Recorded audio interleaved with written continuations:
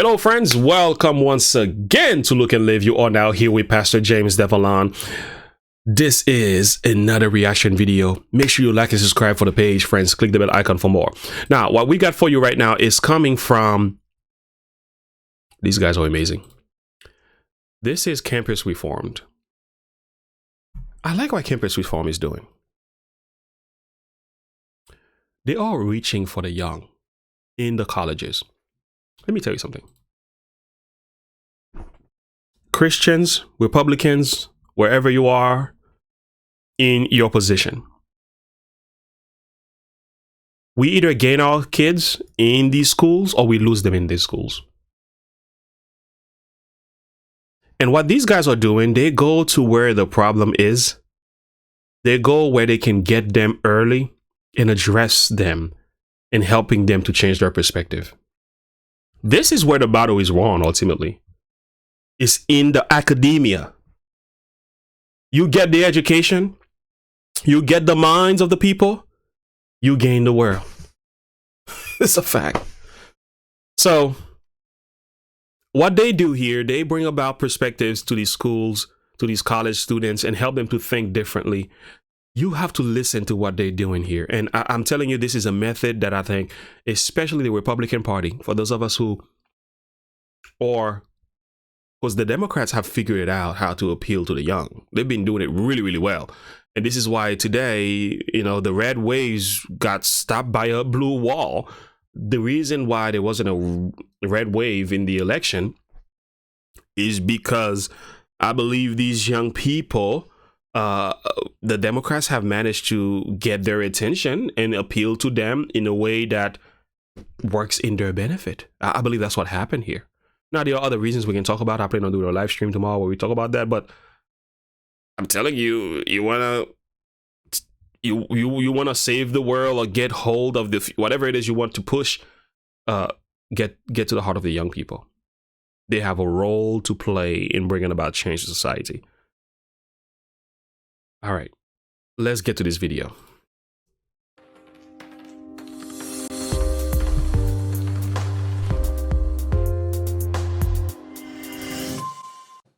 Hi, I'm Ophelia Jacobson. And I'm Leanna Dippy with Campus Reform. Today we are at the University of Florida asking students which political figures they think that these four mansions belong to. But what happens when students find out that these four mansions, adding up to $3.2 million, all belong to BLM co-founder Patrisse Cullors? Does this make them more hesitant to support the organization? Let's find out. So I have a series of photos of mansions that I want to show you. And then you're going to guess which political figure owns it. So the first one, this one is going for $415,000. Who do you think owns this? Mitch McConnell. Mitch McConnell. Mitch McConnell. Mitch McConnell. There's this one going for about $600,000. Oh, that looks like California. With some people from California. Nancy Pelosi is the only one I could think of. Pelosi. I guess so, Pelosi. This next one is $800,000. By the way, I didn't know much about Mitch McConnell until recently and how much money this man has and also how influential he is in the Republican Party. Some say that part of the reasons why the Republican Party is so divided is because of Mitch McConnell and who he chooses to sponsor and those who choose not to sponsor. So, I mean, I'm just learning, but I'm like, whoa, who is this guy? But anyway. I think owns this one. Oh, 800,000? That's ridiculous. No, but I'll say Obama. Hillary. Obama? I'll go with Hillary too. $1.4 million. This one's in Malibu. Who do you think owns this one? Trump. Let's go with She said Charlie Trump. Kirk. I changed my answer. Ben Shapiro. So the total amount of all these homes is $3.2 million. What if I told you that one person owned all four mansions? I should have seen that. What would your guess be then of that person who owns all four? Again, $3.2 million in luxury homes. Hillary Clinton? I feel like, I don't know, that's like, for people to own multiple, that's like a Trump vibe. Obama. Do you think that this person would have benefited greatly from capitalism? Oh, yeah. Yeah, it looks like they're doing pretty good. Yes, I think so. I like what they just did here too, because if you've never seen the movie The Greatest Lie Ever Sold, and also even the one by Uncle Tom too. Yeah, these women, these Black Lives Matter women, Patrisse Cullors and the rest of the group, they call themselves trained Marxist. So they hate capitalism. They love socialist economy, but they do it exceptionally well under a capitalist society with a Marxist view. Of course, I think that's why they can get away with it for as long as they have, which I hope somebody do something about that. I would probably say so, yes. Yeah, I'd say so too. It's not that necessary. Yeah. I mean, that's a lot of money. What if I were to tell you that all 4 of these homes were owned by BLM co-founder Patrisse Cullors. Does that surprise you? Yes, I'm surprised. I'm surprised too. Wow. Very interesting. Yeah, I just found out recently how well they've been doing with the money. They didn't help much of the Black communities. I didn't hear new school, new colleges. I didn't even hear new hospitals built in these communities. Nothing. No new jobs, nothing. Nothing. Well, you're living pretty nice, though. You got some nice homes. Yeah, you go, girl. Deception. I don't know that. Then I would wonder how she's making all that money. Like, I don't know what BLM's selling, but wow, she's doing pretty well for herself. Oh, really? Damn. Yeah, really. To own that many houses that are amounted to such a big number of money, you have to have a really big source of income. It's like, where is that income coming from? Yeah, it does surprise me. You would have never thought that someone in that position could be able to hold that much money. An activist, like same as her, wouldn't be able to have that much money. In a recent interview, she called capitalism tragic. I really have understood this moment while the COVID-19 and the illness is tragic. What's more tragic is capitalism. Do you think that's hypocritical? Oh, I was gonna say it. She said it for me. Hypocrisy. I love how Jesus likes to call you hypocrites. You watched the inside of the cup and you left the outside like this. You know, I mean, it's the other way around, as a matter of fact. You watched the outside, but you left the inside all filthy. So this is very much what they're doing here. They're calling things, hey, we can't handle capitalism. But you live in a capitalist country and you're reaping the benefit of that. Hypocrisy. Have mercy. Tragic. What's more tragic is capitalism. Do you think that's hypocritical at all? Of course. I might say slightly so, yes. It's a bit hypocritical due to the fact she owns all these houses. Like, I would want to know how she got this money. Yeah.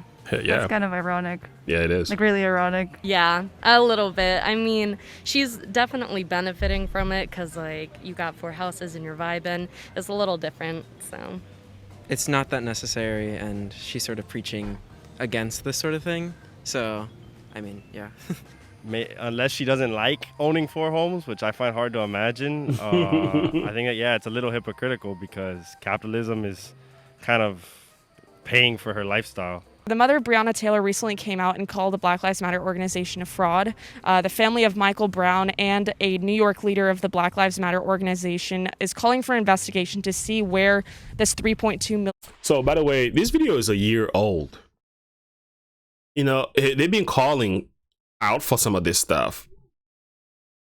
And it's now people are waking up. It's like 2022, somebody. They've been speaking about this. Now we have to watch Candace Owen exposing the movement. And I don't know why any Black Lives Matter supporter would continue to support the system. I don't know how you could actually do that. They give so much money to the trans movement. They have not given not even a quota of that to the Black community. They have not. They make money and make money. They're paying this woman is paying her ex-baby daddy close to $1 million. Just to do the things that he wants to do. George Floyd's family, I'm not even sure if they gave him that much money. I heard it's somewhere around $500,000. That's nothing when you have $80 million. I mean, Let me be quiet. Get back to the video. Dollars came from. Knowing all of this, seeing her luxury estates, does this make you guys, I guess, less inclined to donate to the organization or more hesitant to support it? Definitely more hesitant if you're unsure about where the money is coming from, if they're asking for so much donations. Based on like the fact that she is bashing capitalism and then also seems to be benefiting from it, yeah, I would probably be a little more hesitant. Yeah, that's sort of something that she needs to be held accountable for, I guess. I would always, like, before I donate to anything, I'd want to see like where the money's going. Definitely be more hesitant, and I would probably try to like research more exactly like where my money's going from and what it's being used for. Yes, I think the movement is really important, but I think the organization, I've always been hesitant to like support it. Like I wouldn't donate large sums of money. I think in the height of it, I did donate money to Black Lives Matter organization, but I think now I wouldn't. I'd find other like more direct or local support and like. I think they should be open. Like, I'm not gonna donate to anybody who are not open about their finances. Yeah. If I gave money to them now, I would think that it's going to, buy the next house for whoever, operates it. Amazing video. Campus Reformed, I will say they're doing a great and excellent job appealing to young people. And I love how they just go for the mind. They get them to think critically. They ask questions. And they allow the conversation to be healthy. And then when they drop the truth on them, it's a good way to appeal to young people. And I think especially Republicans, man, I'm appealing to my Republicans friends here. There's something for us to learn about reaching the young. Okay, the Democrats are reaching them. This is the kind of stuff you want to sponsor and support, work with, find out ways to do even better. More of these type of videos should be happening in colleges if you are trying to appeal to the mind of the youth. Okay, the Democrats just tell them, hey, these young people are young and they're just going and having sex outside of marriage, and it says, hey, I promise you I'm gonna get abortion back for you and give you the right to abort your baby. And they make decision according to that. They're young, they don't think about the future, they're not seeing the whole picture, they're only thinking for the moment. So, and they go and vote for exactly these reasons, right? So when the Democrats are winning them with these arguments, so the Republicans actually, we can't just speak facts, we can't just tell truth. We actually have to find better ways to appeal. And I know some are doing it already. Actually, I watch other channels that are doing this, but I'm just saying there's a lesson for us to learn here. And I think Campus Reform has set a good example for us on how to do this. I just wanted to say that. All right, let's go. I got a Bible verse for you as always. Get wisdom. This is significant. Get wisdom.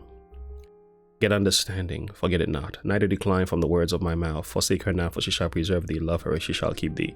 Wisdom is the principal thing. Therefore, get wisdom. With all that getting, get understanding. So, what is the point? The more wisdom you have, the more understanding you have, it preserves your life. It actually gives you favor. The Bible tells you, exalt her, and she shall promote thee, and also bring thee to honor, and thou shalt embrace her, and she shall give thee thine head an ornament of grace, and a crown of glory shall they deliver thee. So it's very powerful to study the book of wisdom, especially the book of Proverbs. There's so much stuff in there that you can learn and apply in your own life. And it teaches you how to build relationship with people and how to connect and how to properly address certain matters. And I think in that video, there was some wisdom in there. There was some wisdom in the way that they asked the question, in the way that they address the young, and the way that they appeal to the intellect, and also lead them to make a decision and see things from a different perspective. They didn't come with the facts saying, yeah, you need to believe this, you need to believe that, you need to believe this, and going after candidates, going after people. They didn't do it that way. They came from a different angle, and we appreciate that. And I think that's something we can watch and learn and apply, both Christians or Republicans or wherever you stand. This is a very effective way of appealing to the youth. Okay, thank you so much for listening. Make sure you like and subscribe once again. Click the bell icon for more of my notification upload. Once again, comment below, share your thought and perspective with me. Until next time, and as always, remember to look unto Jesus to live by faith. Have a good one. Bye.